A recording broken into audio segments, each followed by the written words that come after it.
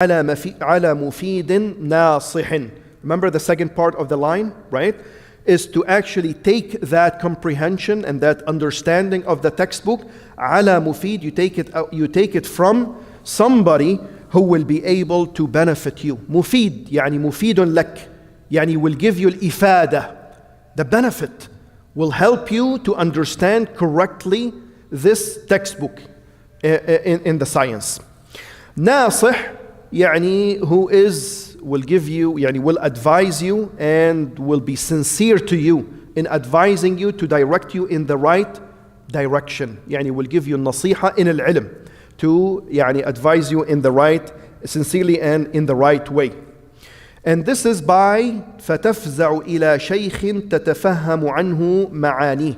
يعني you approach and you go to a sheikh, a scholar and a person of knowledge, تتفهم عنه معانيه, that will help you to understand, يعني to acquire الفهم, the understanding and the comprehension of the meanings, معانيه يعني معاني العلم, the meaning of the knowledge and of the textbook.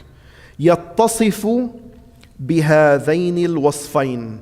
That sheikh, he's talking about a sheikh, right?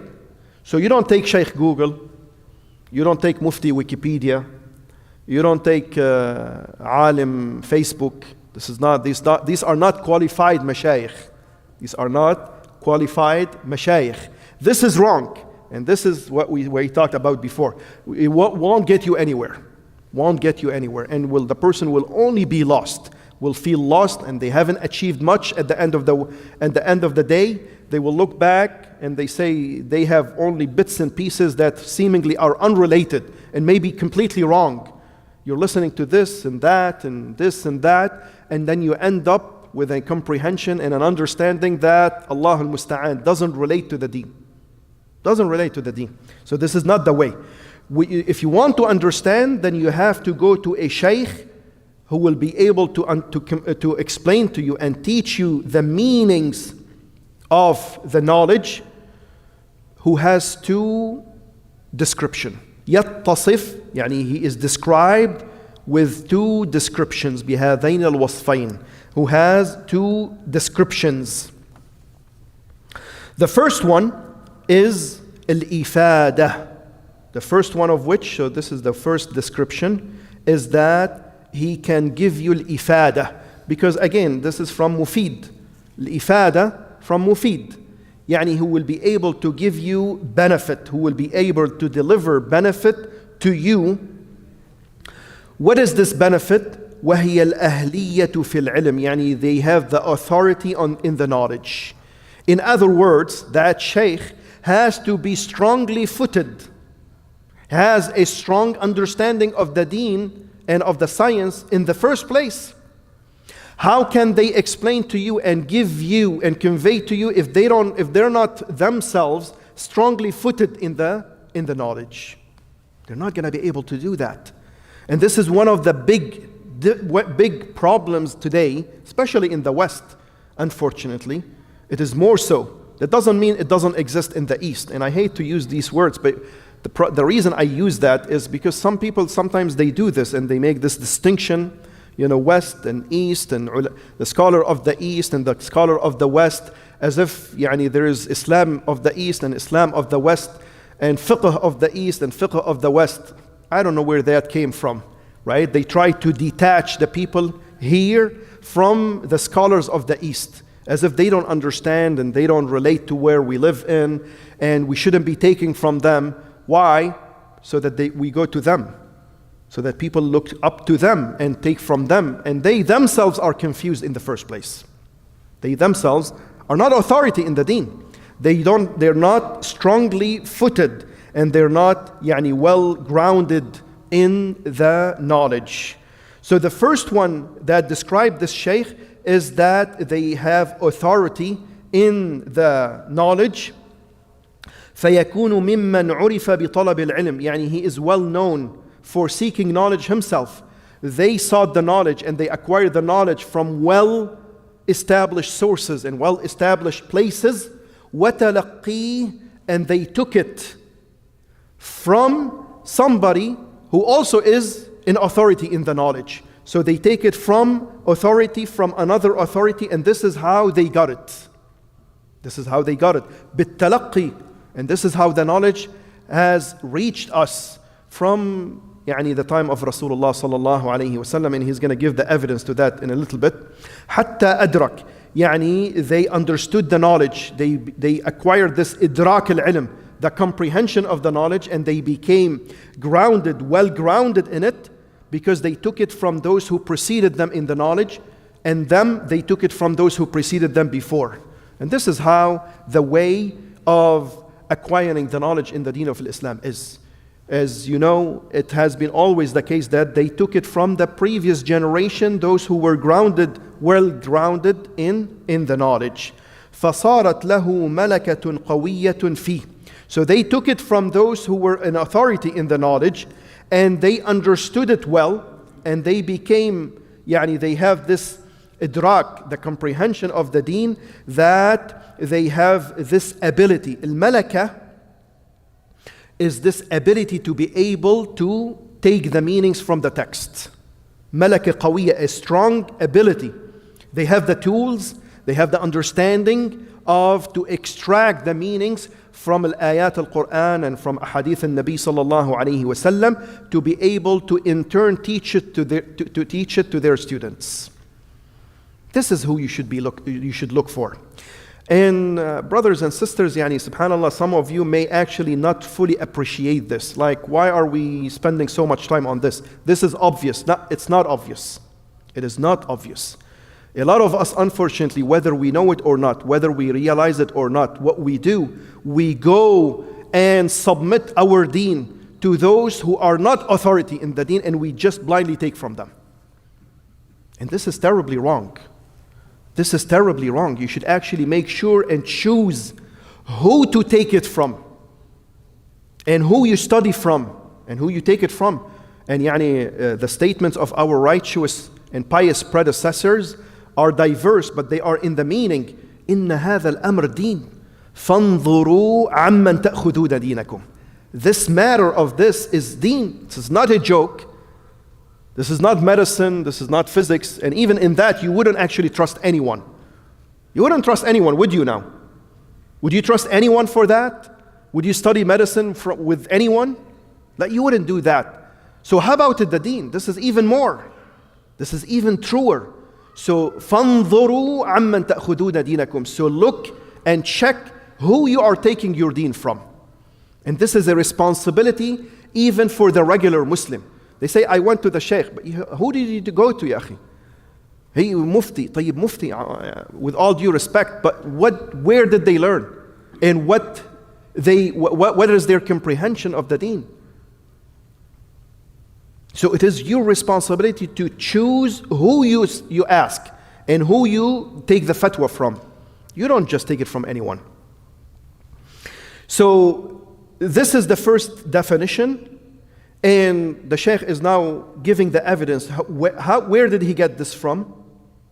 The evidence to that, the description of the person that you should study with, is that they should be well grounded, and you should be firmly grounded in the knowledge. Like Allah Azza wa Jal says to those people of knowledge, وَلَكِنْ كُونُوا رَبَّانِيِّينَ بِمَا كُنْتُمْ تعلمون الكتاب وبما كنتم تدرسون. And العالم الرباني, as the scholars have explained, is the one who teaches the students and to teach the people with the basic matters first, and then they build on top of it so that they don't get confused. You don't start with the big matters of the deen, but rather with the most basic that they must know, and then you build on it and you graduate them in this knowledge of the deen. This is al-alim al-rabbani. So you should always seek al-alim al-rabbani, which one of their description is that they are well-footed and firmly grounded in the knowledge. They took it from scholars as well in their turn, and they reach the level of understanding that they are able to teach it and give it down the stream to the next generation and to their students. He's saying, "Wal aslu fi hadha." Where's the evidence to that? He's saying in what Abu Dawud rahimahullah ta'ala, Sahib al-Sunan, في سننه, يعني Sunan in Abu Dawood, he conveyed or related a hadith from the Prophet sallallahu alayhi wasallam. I don't think you read this. تفضل. نعم, getting ahead of myself. قال المصنف وفقه الله: والأصل في هذا ما أخرجه أبو داود في سننه قال: حدثنا زهير بن حرب وعثمان بن أبي شيبة كلاهما قالا حدثنا جرير عن الأعمش عن عبد الله بن عبد الله عن سعيد بن جبير عن ابن عباس رضي الله عنهما. So this is the narrator of the hadith. Ibn Abbas, Abdullah ibn Abbas is the narrator of the hadith. نعم. أن النبي صلى الله عليه وسلم قال: تسمعون ويسمع منكم ويسمع ممن يسمع منكم وإسناده قوي. نعم. So the Sheikh is saying the evidence to this from Sunnah, the evidence to this, that who you should take from.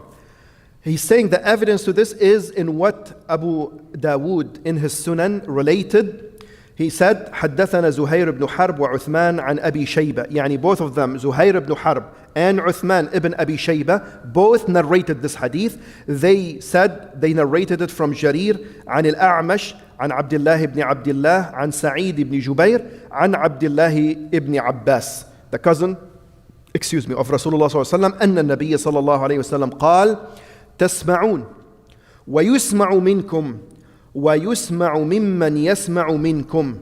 And he said وإسناده قوي, يعني it has a strong chain of narration. As a matter of fact, the Imam al-Albani rahimahullah ta'ala, he judged it as a hadith sahih. So this is an authentic hadith. What is the meaning of this? Rasulullah sallallahu alayhi wasallam said to Sahaba, he said, you hear, يعني you hear from me. You Sahaba, you are hearing from me. وَيُسْمَعُ مِنْكُمْ, and then others will hear from you. التابعين, the next generation will hear from you. يعني you will convey to them and you will teach them what you learned from me. And then وَيُسْمَعُ مِمَّنْ سَمِعَ مِنْكُمْ, and then people will hear from them who heard from you. يعني now we're talking about التابعين. يعني the following generation will hear from التابعين who heard from who? From الصحابة, who heard from Rasulullah sallallahu alayhi wasallam. So you see that in this hadith, Rasulullah sallallahu alayhi wasallam is setting the right way of learning, of achieving knowledge, which is by التلقي, by taking it from the previous generation who were also taught through the right way. And this is how it should be, and this is how it always has been. It always has been, and this is how it should be. Now some may say, but wait a minute, this applies to these three generations. It doesn't talk about us. We say that there is a basic rule in understanding the text, Al-Quran or Sunnah. The basic rule is that what matters is the general term, not the specific situation in which the text was mentioned or was said. Yani although Rasulullah ﷺ is talking about as-Sahaba, that you hear from me, and then there will be people who will hear from you, do you think this is only restricted to these three generations? No, it's not. Although he's talking about them, but this is general meaning. Yani this applies to every generation, that people will come after you who will take this knowledge from you, and you took it from the one before them, handed the knowledge down to you. Like so many examples in Al-Quran. There are many stories in Al-Quran that apply to specific people, to specific circumstance. But we say that العبرة بعموم اللفظ لا بخصوص السبب. يعني what matters is the general meaning of the ayah, not the specific reason of its revelation. Not the specific meaning or the specific reason for sabab al-nuzul. Yani although this ayah was revealed because of a specific reason, but this applies to every situation that is comparable to it. Is that clear? Clear? طيب. So what he is saying, وفقه الله, he is saying that we should always, the ilm should always be بالتلقي, by taking it from those people of knowledge who were firmly footed in the knowledge, and they took it from those who came before them. So the Sahaba took it from عن الرسول صلى الله عليه وسلم, and التابعين they took it عن الصحابة, and تابع التابعين they took it عن التابعين, and so on and so forth until it reached us.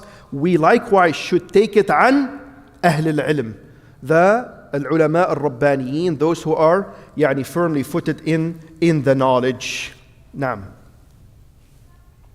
تفضل. قال المصنف وفقه الله: والعبرة بعموم الخطاب لا بخصوص المخاطب، فلا يزال من معالم العلم في هذه الأمة أن يأخذه الخالف عن السالف. نعم. Again, I managed to get in front of myself. So this is what I just explained. He's saying والعبرة بعموم الخطاب. What matters and the wisdom is really in the generalization of the term. عموم الخطاب, whether خطاب قرآني or whether خطاب نبوي.